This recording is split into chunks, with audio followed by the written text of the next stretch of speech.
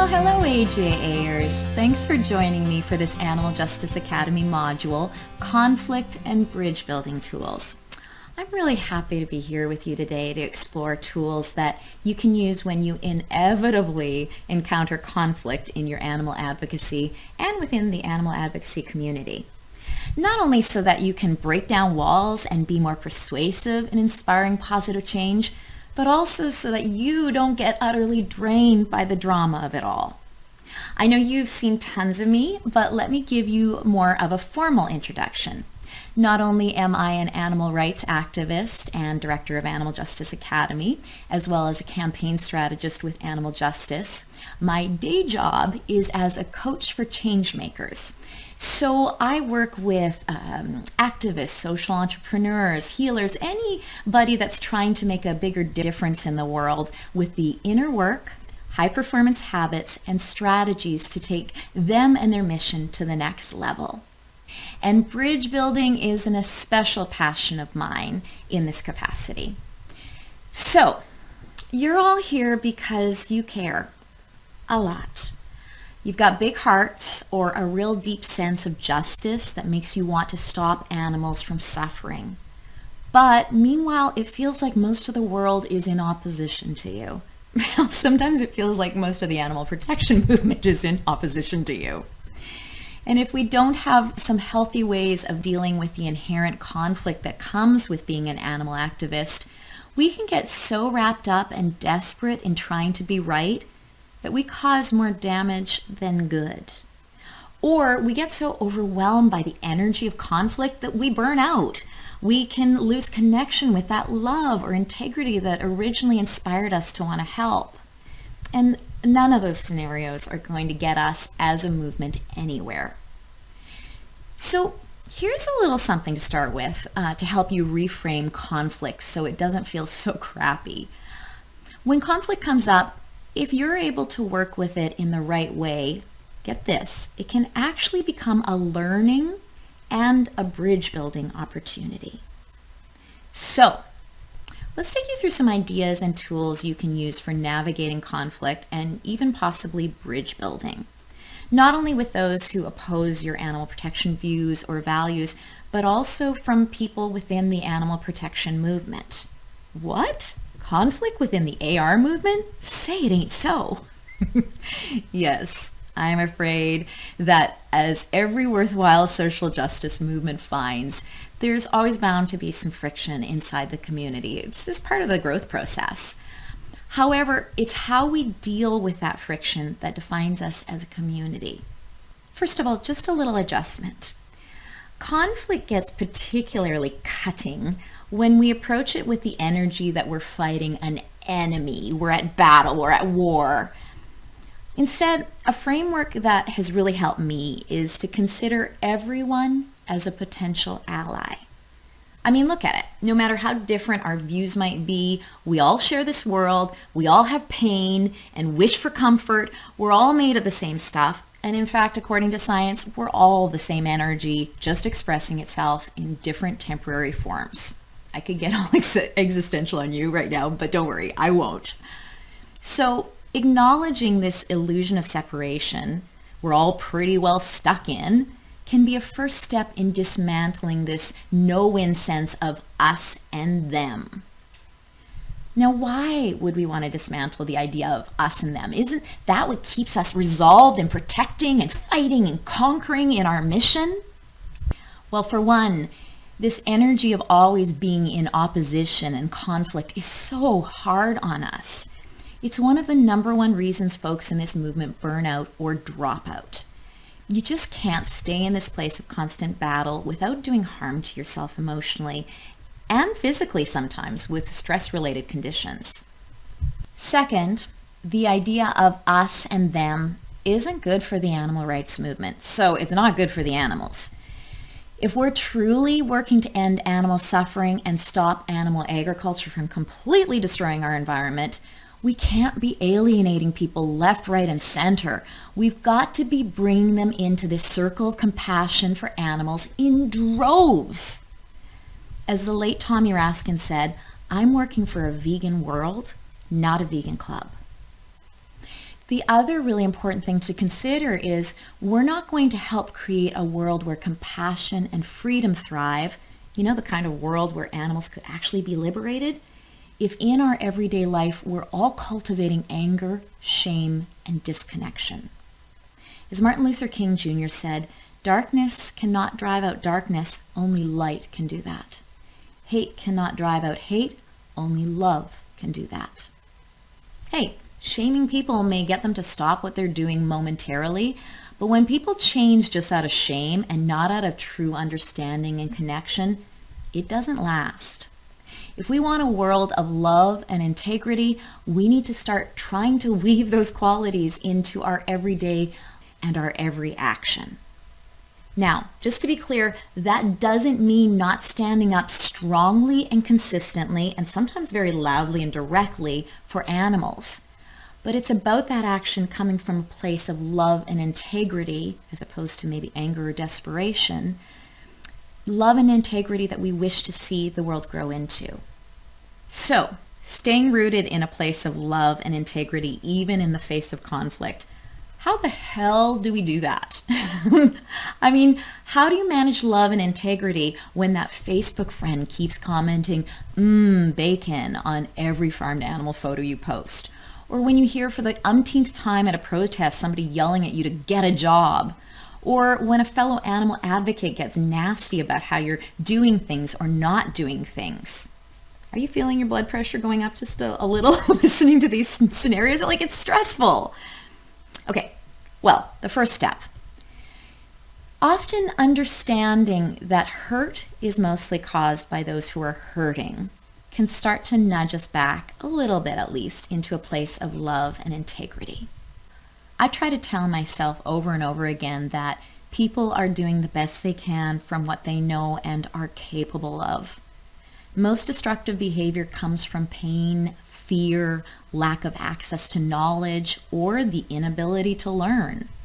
For example, if they can't show compassion in certain areas, it was probably never modeled to them in a way they could understand, or they're psychologically not capable of compassion. And how bloody sad is that? Another example, if someone has a compulsion to exert force or be violent, there's a pretty good chance they grew up feeling very powerless for whatever reason. It's also important to recognize that some of the hardest feelings for folks to bear are fear and shame. And interestingly, those are two of the qualities animal advocacy can most trigger in people. In a 2015 study by Kara McInnes and Gordon Hodson, they found that, quote, the only group viewed more negatively than vegans were drug addicts. What? How did a group that's chosen to make a pretty big, sometimes inconvenient transition for the sake of animals, the environment, and good health end up so hated? As an aside, I don't think it's fair to hate drug addicts either, but that's a whole other conversation. Okay, so besides the fact that some vegans can be really annoying, I mean, come on, folks who ooze self-righteousness or are hateful in their exchanges can just leave a really bad taste in people's mouths. But what's also at play here is that vegans sheerly by existing can make non-vegans feel pretty guilty.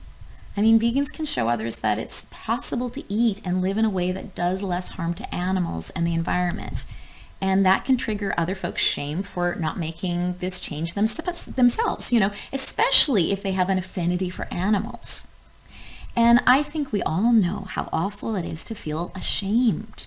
We'll do all sorts of shitty things to avoid feeling it. We'll attack, we'll put up walls, we'll ridicule, we'll check right out.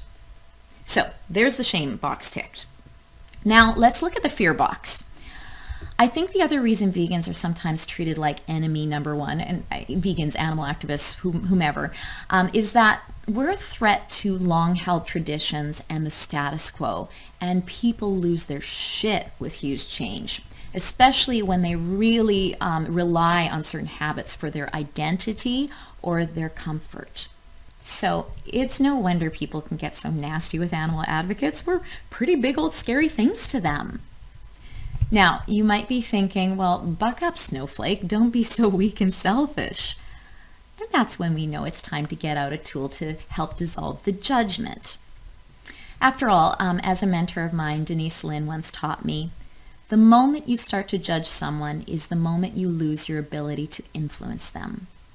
And remember, we're trying to build a vegan world here. So a tool I use that helps when I start to feel all judgy judgerson is I try to remember that I once was this person. At some point in our lives, we've all done something that was damaging, and we either tried to ignore that or we tried to rationalize it. We probably all still do that in some aspect of our lives, whether it's flying when we know it hurts the environment or indulging in addictions when it's hurting other people. You know, as much as I feel shitty thinking about the number of animals I ate before I went veg, my connection to that reminds me of how automatic it was to rationalize and fool myself. And I wasn't a bad person, but how hard it was to give up lifelong habits and traditions. Or if another activist is demeaning about the kind of activism I'm doing, I check in and I ask myself if I'm feeling the same thing about their approach to activism. So basically, when judgment starts to rise up in me, before it blinds me, because that's what judgment does, it blinds us, it puts us in a trance, I try to touch back into one of those places where I was that person. And it helps me be a little bit more humble and understanding most of the time. When we can get better about not getting hijacked by judgment, it allows us to start doing the important work of bridge building, where we can find the commonalities with others and build on them. Again, that vegan world. So let's go through some of the cornerstones of that approach. First of all, instead of trying to decimate folks who aren't getting where you're at, I know it's tempting, it's about practicing sharing knowledge civilly and without getting too charged up or getting into personal jabs. Okay, it doesn't have to get personal. It can be about the issues. Another cornerstone is invoking the power of curiosity. Instead of just painting this person as an opponent or an obstacle that's getting in your way, it's important to recognize that they are an individual with their own universe of pain, hopes, and fears. So what if instead of trying to explain your point in 20 different ways, you ask clarifying questions to try to truly understand where they're coming from? You know, what's scaring them? What's motivating them? Then you can deliver information that could actually speak to them, where you could actually connect. Another cornerstone for bridge building in your exchanges, instead of making them feel ashamed about who they are, how about focusing on the part of them you want to grow? For example, if you find out the person defending their meat eating loves their dog, instead of accusing them of being a hypocrite, you could say something like, "You obviously love animals and have a kind heart, and that's why I figured you'd want to know what's happening in factory farms. I have a feeling you might be as sad about it as I am." When you reflect something more noble back to them about themselves, people tend to rise up to that level. On the other hand, if what you reflect back to them is that they are a rotten person, they will fall down to that rotten level so fast it'll make your head turn. Now, even in those times when you have to directly question or criticize someone's behavior, and it happens, I'm not saying that we have to be nicey nice all the time, if you can acknowledge one of their more noble qualities at the outset that can show them that there is an aspect of them that you think is good, this can help them from immediately erecting the walls, like because they think you're thinking they're a bad person. So it might be something like, "I know how passionate you are about social justice, so I'm not sure what the disconnect is around justice for animals, some of the most vulnerable beings on this planet." Or to an activist going after a fellow activist, "I know how deeply you hurt seeing animals vulnerable and hurting. You're such a champion for them. You have such a tender heart. What stops you from extending that to this person?" It also helps if you can come at things, instead of trying to prove that you're right, just helping them understand your experience. So not explaining why they should be vegan, but why you are. And explain it through your eyes. Make it personal. After spending time with pigs, I realized how sensitive and playful and loving they are, and they just started to become really awful to me. Probably similar to how you would feel if dog meat was served. You can also help some walls come down in these discussions by showing humility and sharing how you're not perfect and sharing what you struggle with. For example, I share with people all the time about what a huge meat eater I was, how much I loved steak and KFC, how I never thought I could go vegetarian, never mind vegan. And almost always, I'll see people's defenses start to relax and they become more open to discuss. Or with a fellow activist, instead of immediately ripping into them for not considering white privilege, maybe you can recount how you never used to get it either and what it was that first started to change your mind about it, whether it was an interaction or a video or a quote. Folks, I've experienced hundreds of times how when someone with a differing opinion senses an intention of true connection in my communication, their walls just tend to go down and their minds and hearts start to open. And this is where change actually has a chance to root. But even if they're far too beyond reaching, it's good for the world and it's good for your sanity to practice staying in your love and integrity. Plus, you could win fans from those who witness your conduct in real life or online. Again, this doesn't mean not enforcing your boundaries or speaking your truth, but doing it from an energy of building as opposed to warring. Okay, last point. It's called bridge building, not bridge built. Instead of thinking of needing to change someone's mind on the spot, think of these exchanges as ways of planting seeds, building bridges. I remember hearing a stat at the beginning of my time as an activist. Something like it takes people hearing a similar message 21 times before they take action.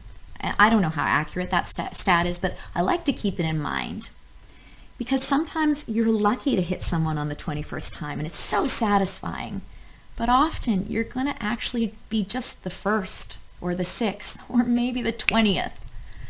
So folks, just keep planting those awesome seeds. All right. So good to spend this time with you. I am so glad to be here in this academy with you, my fellow bridge builders.